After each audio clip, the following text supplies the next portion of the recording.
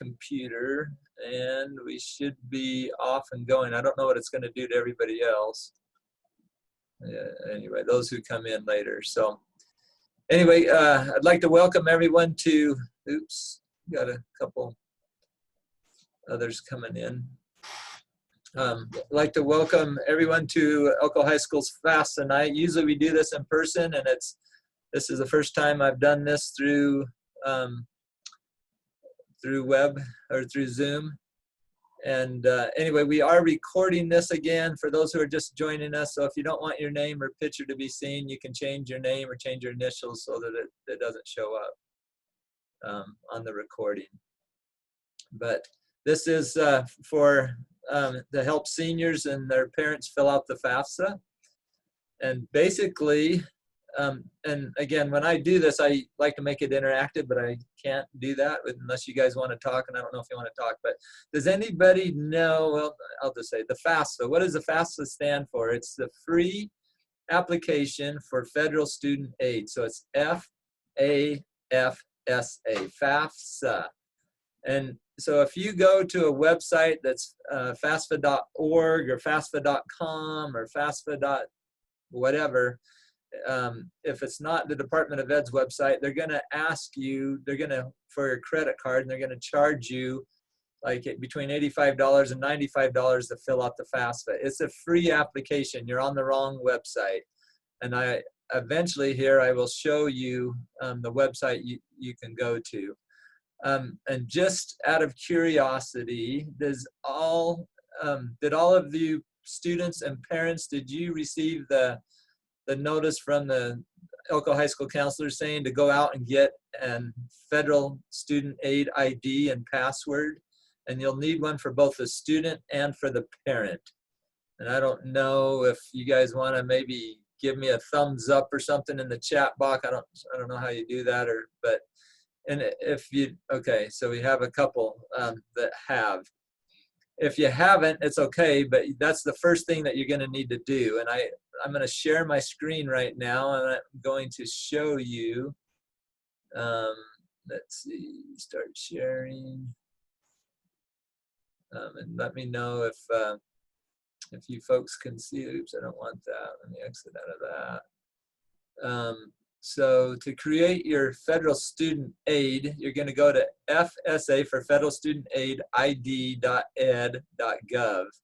And it's going to look like this. And you're going to create your username and your password. Your username, and again, you're going to need one of these for at least one parent who's going to sign the FAFSA and for the student. Your username has to be unique to, nobody else in the world can have the same username. So you might have to try different things. And what I suggest, and it's case sensitive, so I suggest that you write it down so that you don't forget it. Sometimes it's really hard to remember or retrieve usernames and passwords. Your password has to be at least 8 characters long, have a capital letter, a lowercase letter, a number, and a special character.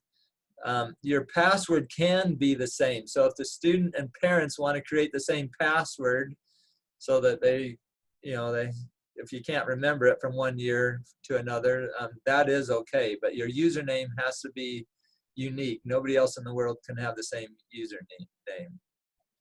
And if you forget these usernames and passwords, you can retrieve them, but it is kind of a pain. They don't make it very easy to do that.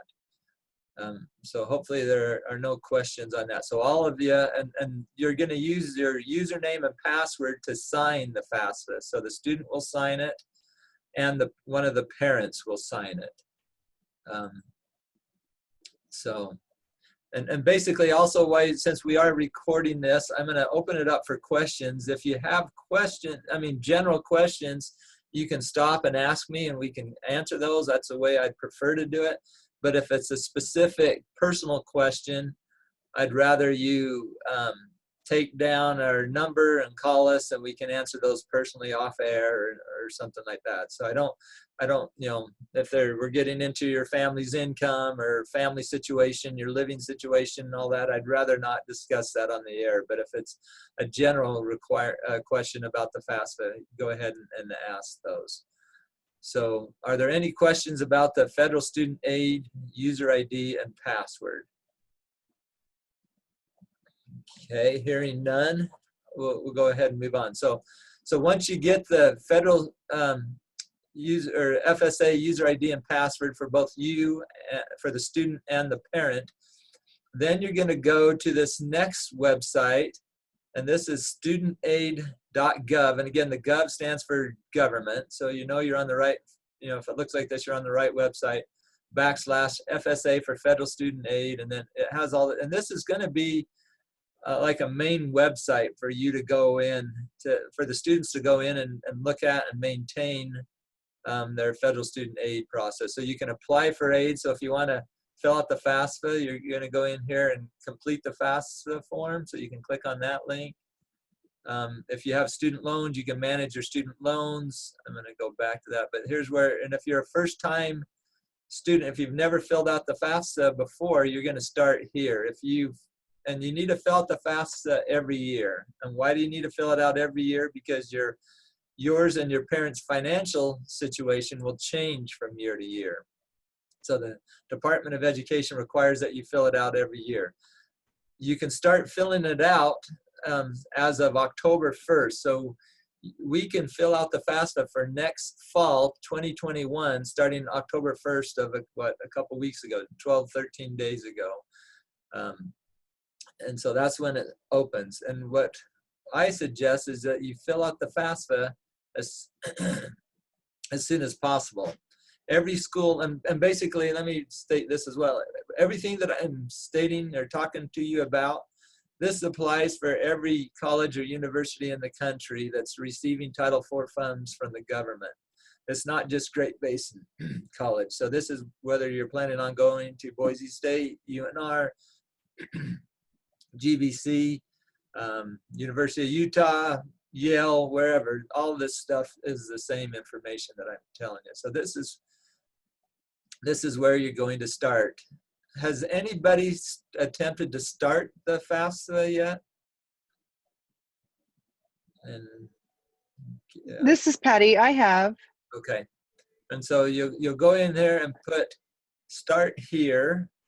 And then the student, again, when you're filling this out for the student. So I'm just going to log in here. So you're going to say, I am the student, or if the parent's filling it out for the student, but the student's got to sign it. So, but you're going to, usually if the student's with you, you're going to say, I am the student. And then you're going to enter your user ID, or email address or mobile phone number if they've been verified when you go in and create that FSA ID username and password. And then you're going to put in your password, and then you're going to go next. And it's going to, once you've created that federal student aid ID, it's going to pull in all of your information from the screens where you created your federal student aid ID. And make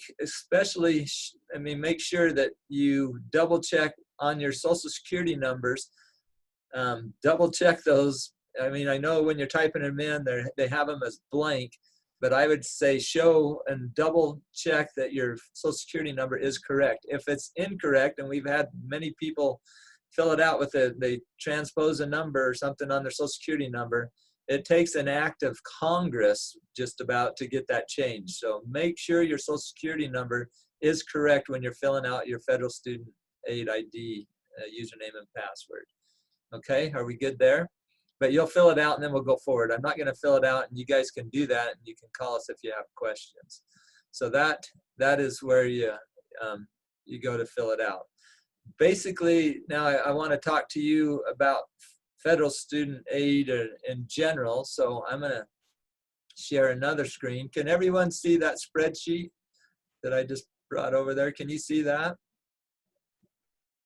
Can somebody give me an affirmative, A or no? Oops. Okay. I can't see since I'm sharing my screen. I'm assuming that you can see that. So basically, this is called federal methodology, and this is the formula that we follow in every financial aid office in the country. We follow this formula. So it's COA minus EFC equals need. And COA stands for cost of attendance. What goes into your cost of attendance figure? Well, that is going to be determined on where you are attending college.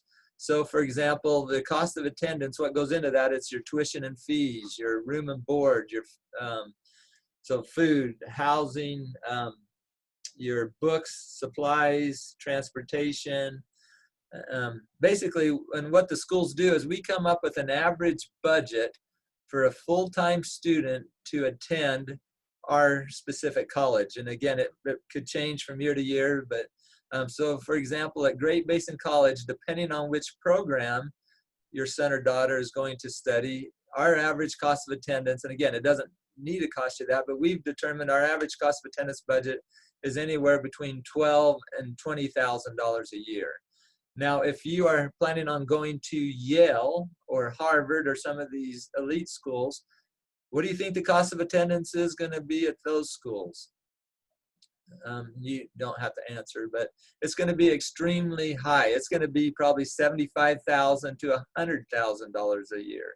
So your cost of attendance in this formula depends on where you're planning on attending school. If you're going to Boise State, it's probably $20,000 to $25,000 a year.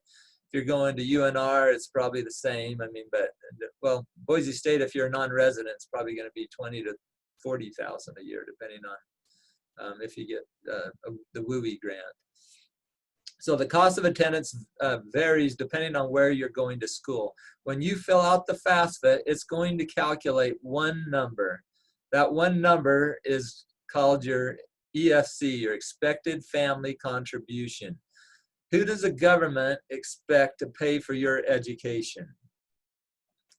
You don't need to answer, but basically it's the student and the parents have the primary responsibility to pay for your education. So when you fill out the FAFSA, it's going to calculate one number, your expected family contribution.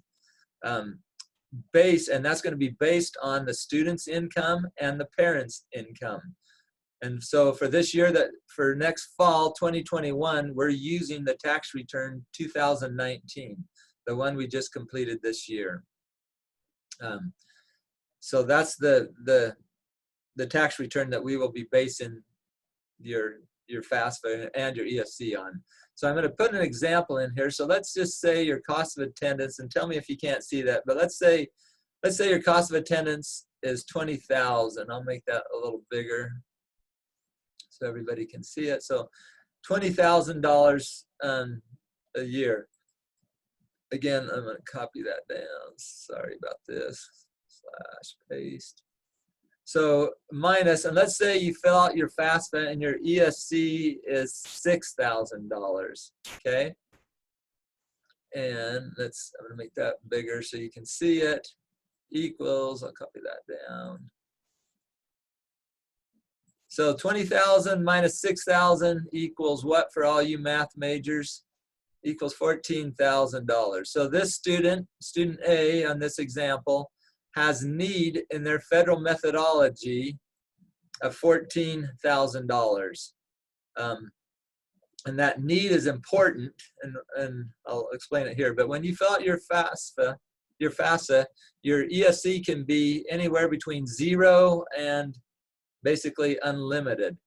If your ESC is 0, how much does the government expect you and your family to contribute to your education?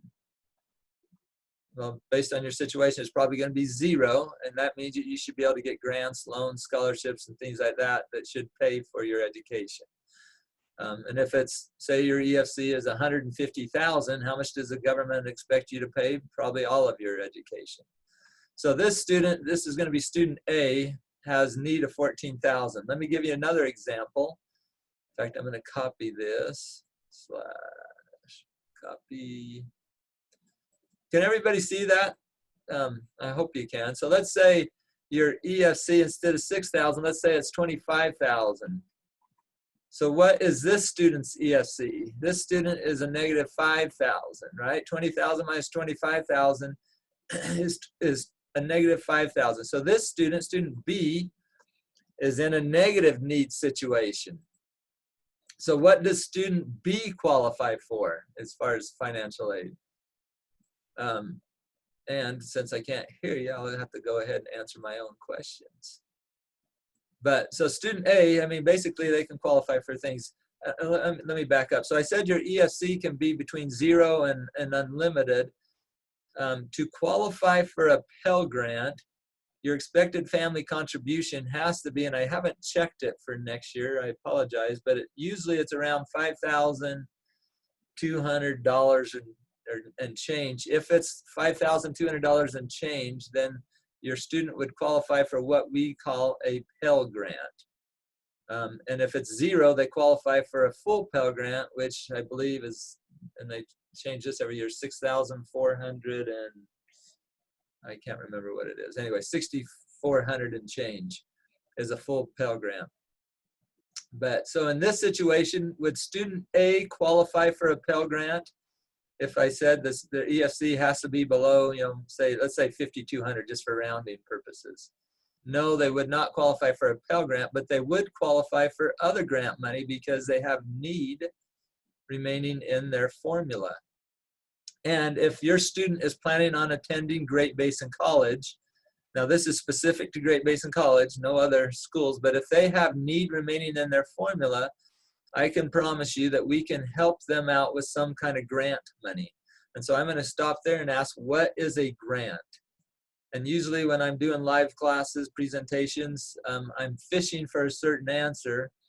And the answer that I'm fishing for is they'll say money that you don't have to pay back. And that is correct with an asterisk by that response. It is correct if you finish all your classes. So if you don't finish all your classes for a semester and you receive a Pell Grant, guess what? You say you drop out or stop attending, I have to go in and do what's called the return to Title IV calculation, and I have to send money back that you did not earn from your Pell Grant and loans to the Department of Education, and then we come back and you owe us money, and you could owe the Department of Education money back. So it's money you don't have to pay back if you do what they're expecting you to do, and that's complete your classes and complete that semester. So are there any questions about what a grant or Pell Grant is? So student B, this student is in a negative needs situation. So what does this student qualify for? Well, in the state of Nevada, we're required 80% of all the state grant money that we give out to students in our office has to go to students with need remaining in their formula. So that means if there's only 80%, so that means 20% can go to students with non-need in their formula. So this student's a non-need, so they might be able to qualify for the 20% of the non-need, but that's mandatory that we have to give 80% to the need, and the student would qualify for scholarships, and the student would qualify for loans. Both students qualify for scholarships and loans, but that's what student B could qualify for. And while I'm touching on loans, there are two general types of student loans. And I ask if anybody knows what they are, but they're basically, it's subsidized and unsubsidized. And which one is better out of those two loans? Again, not hearing a response because I can't do this, but the subsidized loan is better because that is an interest-free loan. So if you take out $2,000 as a freshman in a subsidized loan and don't take out any other loans and graduate 4 years later, how much are you going to owe on that student loan? $2,000. The government pays for your interest on that loan, on a subsidized loan, while you're in school. How do you qualify for a subsidized loan? Again, you have to have need remaining in this formula. So as long as you have need remaining, then you could qualify for up to that amount of need in a subsidized loan. This student would not qualify for a subsidized loan, so he or she would qualify for an unsubsidized loan, which means that the interest starts accruing on that loan the day the student takes that loan out. So that's the difference between subsidized and unsubsidized loan. So does everybody does that help give you a general, and every student that fills out a FAFSA, and I encourage everybody to fill it out, we look at this formula. We look at them and say, hey, does this student have need? Can we help this student based on this formula. The cost of attendance, and again, that's just an average cost. If you're in the nursing program or the business program, what it is, we kind of come up with an average cost of attendance minus your expected family contribution, which stays the same whether you're attending Great Basin College or Yale. It's going to be the same, equals need. We also have a saying in financial aid that the early bird gets the worm. What do I mean by that? So basically, the earlier you apply, the better chance or opportunity you have to receive financial aid. Because generally speaking, obviously if you take out loans or qualify for loans or Pell Grants or other federal government grants, as long as the government is solvent, then you will get that money. But the other grants that we receive, we have a limited amount of money. And we start awarding students on a first come, first served basis. So if a student fills out their FAFSA and they have need remaining in their formula, we start awarding them need-based grants, and these are going to be state or institutional grants. But once we get to a certain point, for example, we have the supplemental educational opportunities grant, the SEOG grant. We only get about $50,000 or $60,000 a year of that. So once we've already awarded that to students, we're done. I mean, so that's why the sooner you can apply and get your application and fill out the missing documents for that school, the better chance you have of receiving financial aid. Does that make sense?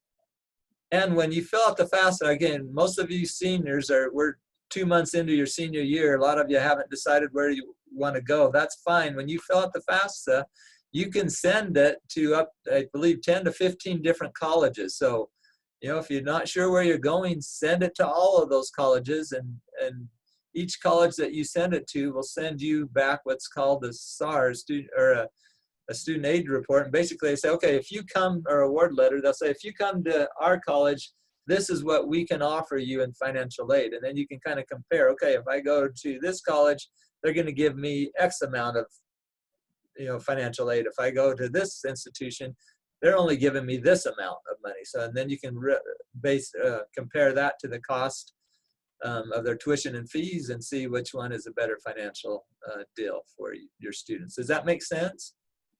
Are there any questions? Can I stop there? Are there any questions about the federal methodology and how this works? Let me point this out as well, especially since COVID-19. So we're going to be basing your FAFSA, when you fill it out, on 2019's tax return. If something happens, say, one of the parents or something lost their job and their income is significantly different in 2020 versus their 2019 tax return, you can go in and ask the financial aid office if they would use what's called professional judgment. They're not required to use professional judgment, but you can ask them if they would be willing to use professional judgment to adjust your income to reflect your 2020 tax return, which is lower than the 2019. Again, that's up to the school. They don't always do that. We usually will at GBC, but not all schools. I have a son that's going out of state, and he made a ton of money one summer doing summer sales, and the next summer he didn't, but they wouldn't adjust it. So I need to try to see why they wouldn't. So does that make sense? So that's that is, then I'm going to stop sharing here for a minute. So are there any questions? I don't know if I'm going to go look in the chat box. Yes, yep. Okay, so we, all righty, so we're good. Let's see. Also for you Nevada high school seniors, let's see, I just want to make sure. I want to emphasize, and I'm going to go back to sharing my screen, sorry about that, that we have what's called the Nevada Promise Scholarship. Any of you heard of that? You can say yes, yep, no, or in the chat box. Has anybody heard of the Nevada Promise Scholarship? This is brand new as of about 2 or 3 years ago. But basically what this is it's for all Nevada high school seniors that are planning on attending a community college in Nevada. So that's Great Basin College, Truckee Meadows in Reno, Western Nevada in Carson, CSN in Vegas, College of Southern Nevada. So if you're planning on attending one of those colleges, or even if you're not planning on attending, if you fill out the Nevada Promise, no matter how much money you or your parents make, you can get free tuition and fees for up to 3 years. And basically, it pays for all your tuition and fees except for your lab fees. It will not cover your lab fees.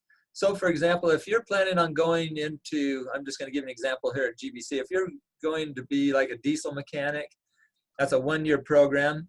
That scholarship could be up to $10,000 or more a year for you, because the tuition is so high in those programs, because they take 30 credits a semester. But the Nevada Promise would pay for all of that. So basically, if you want to, and what I say is, a lot of students say, oh, I'm not planning on going to GBC or a community college. I'm going to Boise State. I'm going to the University of Utah. I'm going to UNR, wherever they're planning on going. But use it as a fallback. Still complete the application. The Nevada Promise application is due the end of this month in October. And you can go to our website. I'm just going to start sharing again. Sorry. So you can see that. Let's see here. I'm just going to add a screen. So I'm just going to go to gbcnv.edu. This is our web. And if you type in Nevada Promise Scholarship, hopefully this is the application, is it? So scholarship renewal. Let's see, apply online. So you can click right here and you can go in and fill that out. And it's due, again, the first step in the Nevada Promise is you have to fill out this application, which takes 5 or 10 minutes. And you have to do that by October 31st. If you miss that deadline, then you've missed the Nevada Promise. Again, use it as a fallback plan, as a fallback strategy. I can't tell you how many students we have in our office every year that they'll come in and they're complaining that they don't have enough money to pay for college, and I want to know what kind of financial aid, and I'll ask them where they graduated, and they'll say a Nevada high school. And I go, well, you filled out the Nevada Promise Scholarship, didn't you? And they go, no, I didn't think I was going to be coming to GBC. So fill it out, go through all the things basically, and it tells you what you have to do to be eligible. Right here, your eligibility. Your eligibility is basically just graduate from a Nevada high school, and then go through the different steps. So you'll have to complete 8 hours of community service that first year when you're a senior in high school, which we can get into that. You have to meet with a mentor. We will assign you a mentor. And again, whether you're planning on going or not, you just have to meet with them once. You have to fill out the FAFSA by March 1st of 2021, and then complete all the missing documentation, the missing financial aid documents that you need in the office, and sign up for 12 credits. And so you have to be taking at least 12 credits.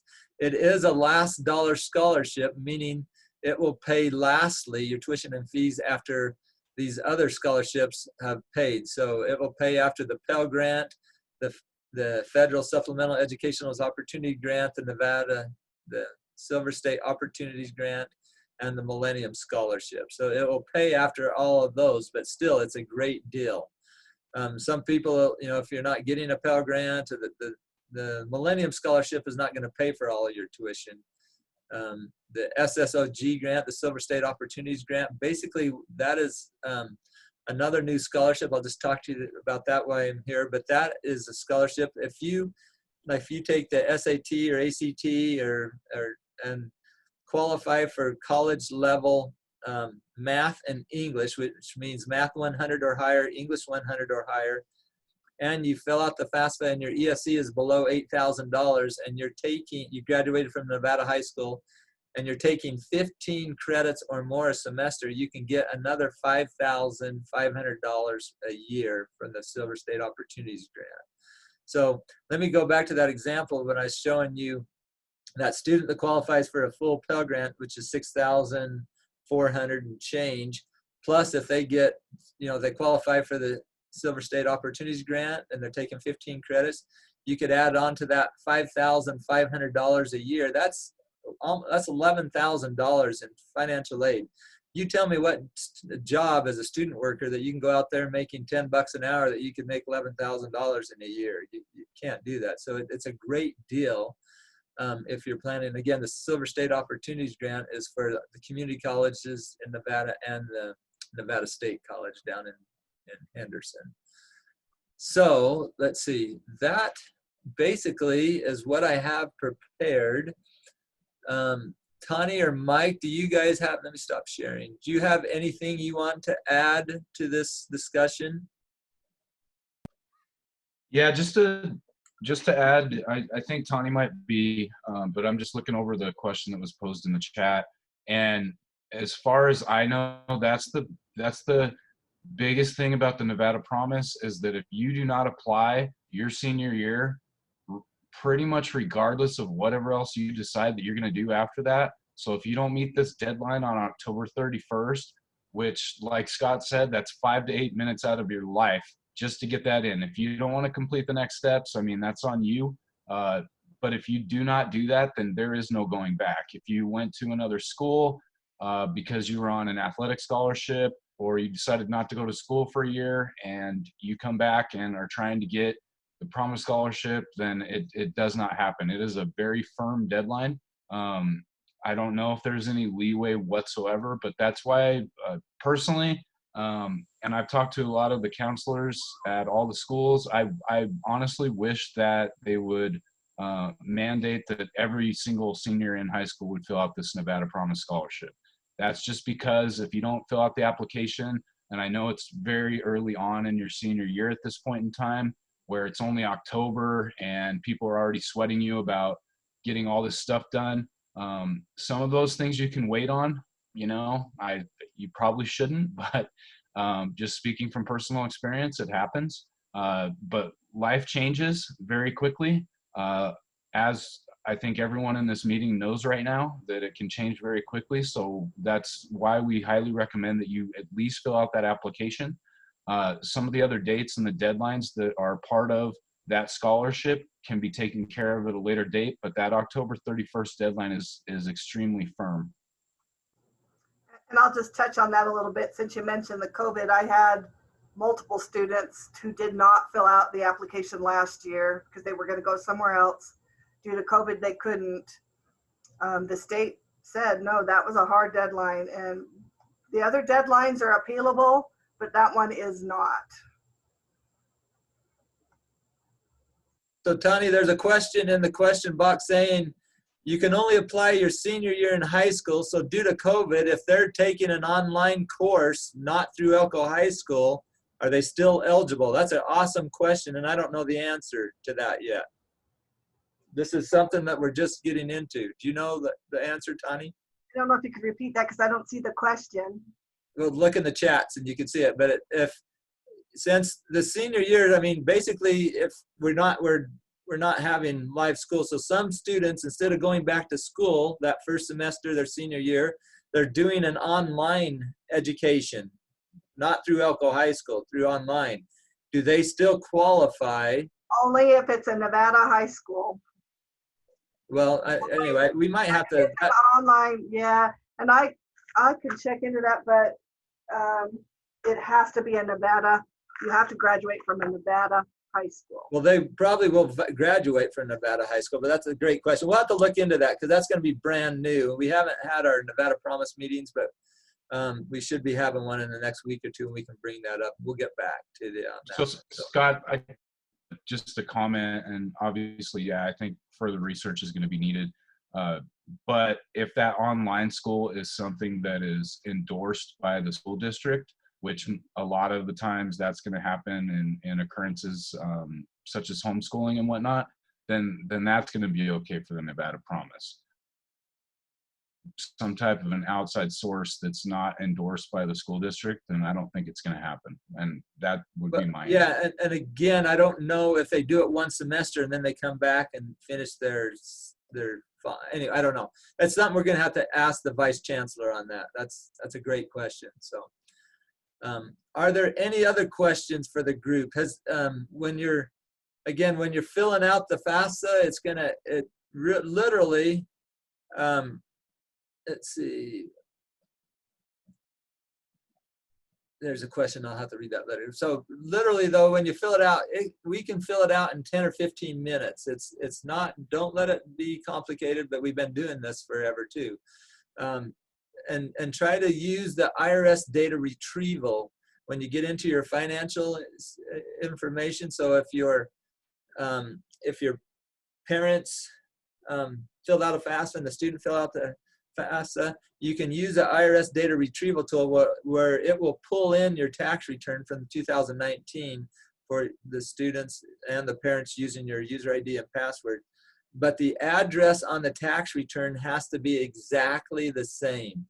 So, for example, if you live at, I don't know, let's say Oak Street, and on the tax return you put Oak ST period for Oak Street, then on your FAFSA, when you're pulling it in, when it's going to ask for your address, it has to be Oak ST period. It has to be exactly, or it will not pull it in.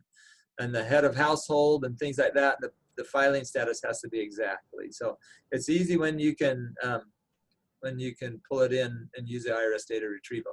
I'm going to give you all, I'll give you our numbers or my number. If you're filling out the FAFSA and you have specific questions or you want help, you can call Tani. No, you can call me. My number is area code 775-753-2289. Again, usually I take care of everybody. We fill it out as a group together when we're meeting together doing this, but since we're doing it through Zoom, that's not going to happen. But if you have questions, and whether you're attending GBC or not, you can still call me and we can help you get through that. So let's see. Some questions here if you want me to answer them, or do you want to keep going?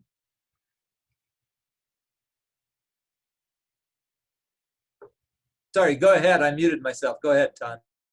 So the first question from Dee Dee, it says that her son filled out the application. It did most everything except the mentor. I guess for you, I would say call me. It's possible he could fill out an appeal form. It all depends on, did he fill out the FAFSA? Did he do the other steps? So I'd like to talk to you separately about that to see if it is something that we can move forward for him. The other one is, what if COVID restricts the ability to complete community service hours? Depending on where you're located, mostly from Elko, we have several partners who have been working on ways to get the students to do their community service. Communities in Schools has done some online stuff for them. So we have tried to find some partners who could do some COVID. We've had some outside park stuff. Our Buildings and Grounds here has said that they would let somebody shovel snow or pull weeds. So we've got some options coming up and we're trying to find more. Last year, they did extend the community service dates. So those are always possibilities too. But right now, the community service piece is still in effect and we are trying to come up with ways for that. And it's due June 1st, the community service of 2021. So you have some time. Hopefully by then the COVID's over. Yeah, and Jettel, I would just recommend contacting the financial services department or the promise coordinator if you're having issues trying to find that. I know I had a brother-in-law that was kind of doing it last minute, and I mean, we were able to find it. The sooner you can do it and get in contact with somebody, the easier it is to find something to do. But like Scott was saying, it's only 8 hours. It used to be what, 20? It's only 8 that you have to do each semester, and it's not due till June. So that's, take it one step at a time, fill out the application, worry about the next steps after you get that done. But that application is probably the biggest step whatsoever that you have to get done. Like I really, really wish that as long as they're going to continue offering the promise that they just made high school seniors fill it out. I understand that not everybody wants to give their personal information, but like Scott said, we encounter a lot of people each year that either graduated in the past year and want to try and go back and get it, or people that are in the end of their senior year and are just realizing that they need to get their stuff done, which I totally understand because that was me. But I really wish they would just make it, you know, mandatory that everybody fills out at least that application and then works from there. All right, thank you. Someone had a question that they were stuck on the IRS retrieval step. Yeah, they can, you can call me on my number and I can try to help you walk through that. We can set up a private Zoom meeting where I can walk in and see what you're doing and we can pull it through. Oh, thanks, Scott. If there is, I know this doesn't apply to you, but say for example, if you were married in 2019 and now you're divorced or separated, then you can't pull in the IRS data retrieval. Or if you were single in 2019 and now you're married, you can't either. But if you know, for the parents, if the filing status was the same, then you can pull it in and we can do that. It's a really sweet deal to just pull that in, and that saves a lot of time and effort as well. Also, when you're filling it out, I don't know if this applies to people, but you know, there's going to be a question on there. It says, are you interested in federal work study or student work study? And basically what that is you can say yes or no, but I'd put yes. It's if you want to work as a student worker on campus. Each school receives a certain amount of money from the federal government that we can pay student workers that work on campus, and it's through the FAFSA. So if you're interested in that, mark it yes. Who do you include on the FAFSA? Your parents. If you come from if your biological parents aren't married, you'd use the parent, whoever you're living with, and say they've been remarried, you'd use their income. There's a pecking order. And if you're living, say, with grandparents and they have not legally adopted you, or living with somebody else who's not legally adopted you, never in any case would you ever use your grandparents' information unless they have legally adopted you. A lot of people say, well, I'm 18 and my parents aren't going to help me with with college. I'm on my own. I file my own taxes. Do I have to use the parents? Well, the answer to that, there's about 17 questions that you'll have to answer on the FAFSA that says, for example, are you over 24 years old? And if you can't answer yes to any of these questions, then you have to use your parents. Are you an emancipated minor, which means that you've divorced yourself from your parents? Are you a veteran? Are you homeless or at risk of being homeless? And I always use the example, all of my kids are at risk of being homeless if they don't clean their room. So, but that doesn't qualify them to be independent. But anyway, you ask all these questions. Do you have a child that you're paying over 50% of the support for that child? And if you can answer yes, then you wouldn't need your parents to any of those questions. Are you married? What else? Are you over 24? Are you in foster care, or have you ever been in the foster care system? Anyway, there's about 14 to 17 questions, and if you can't answer yes to those, then you do need your parents' information. Whether they're willing to help you with college or not, we still need that information. Okay? Hey, Tawny, can you go over the, because Jennifer K brought up a big point that it's not like, so if you start that Promise Scholarship with us, as much as we would like you to GVC, that there is that transferability of the Promise Scholarship to other community colleges within the state of Nevada. Can you just go over that real quickly? Sure, I can. And yeah, so you can, if you apply to GVC and then later you decide you want to go to TMCC, as long as you're going through the process and you've met all the deadlines, we can move that application to another Nevada community college. And they recommend that you don't fill out more than one because then you're being reported on every college. So if you fill it out at CSN and you decide, oh, I don't want to go to Vegas after all, I'm going to stay here, you can then contact the Vegas Promise people and tell them you want to transfer that back to GVC. But you have to still meet the deadlines. You can't, like the next deadline is March 1st to fill out the FAFSA. And if you haven't filled the FAFSA out, and then you ask me to transfer your scholarship, I can't if you have not filled out. If you have not been following the steps, we can't transfer it. But as long as you're following the steps, it can be transferred to Nevada Community College. Does that answer your question? Yeah, and I just wanted to say we are going to be having another meeting tomorrow. We're not going to record that one, but we will be providing a link to both Elko High School, and we'll be putting it up. But it's basically more over scholarships, not so much FAFSA, because even though I believe Tani's going to be there, FAFSA just terrifies me. But we are going to be going over scholarships, and I believe Sydney's going to have a small discussion on writing scholarship essays. So if you guys want to attend that, feel free to. Otherwise, we will be providing a recorded version of it, so you can go over that. But in general, just coming from somebody who made their college decision in March of their senior year, I would highly recommend that the FAFSA gets filled out and that you start putting in for scholarships. I have some promised mentees that are extremely in the positive, is the best way I can put it, I guess. But they're doing extremely well, because on top of some scholarships, they're receiving other scholarships. And when you start to compound all of those things, I don't think there's few jobs in this world that are better than at least hourly pay than what you can get if you fill out that promise scholarship and then you add in additional scholarships. I mean, for the amount of time that it takes to complete them, you're making probably more money than any of us on this screen right now, for sure.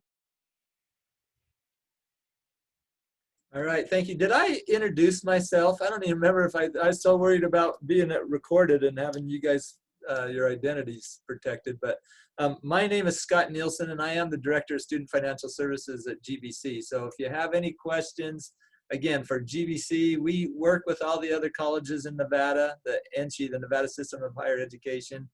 We can get you in contact with people.